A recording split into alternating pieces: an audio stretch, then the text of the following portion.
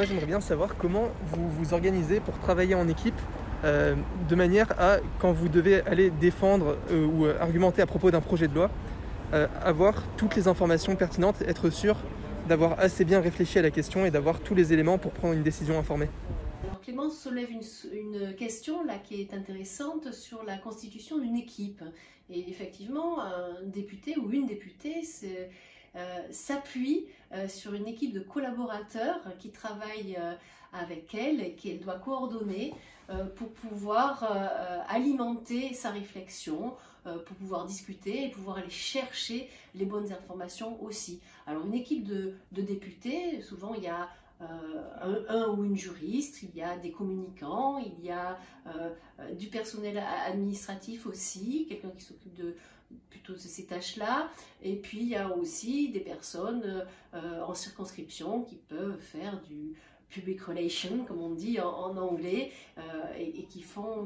traitent des liens beaucoup plus, des choses beaucoup plus locales. Du coup, toute cette équipe de collaborateurs nous aide, nous, dans notre travail de député pour prendre la bonne décision après.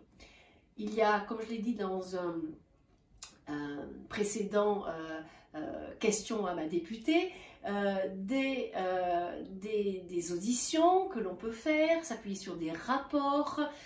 s'appuyer sur des acteurs nationaux, s'appuyer sur des éléments qui aident à nous alimenter d'un point de vue technique et d'un point de vue juridique, d'un point de vue politique aussi. Et puis, si je peux dire, en circonscription,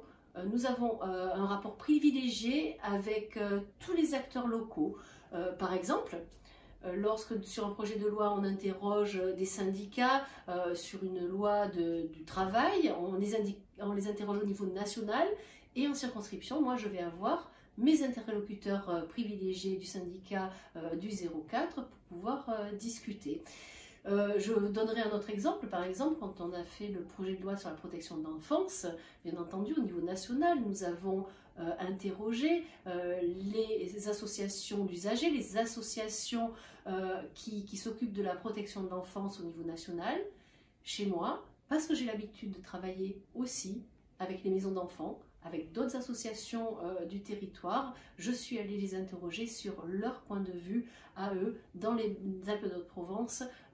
sur le projet de loi. Voilà comment on arrive à se nourrir des réflexions et des idées et des opinions de chaque acteur concernant un sujet. À vos questions, à nos discussions et à la prochaine émission.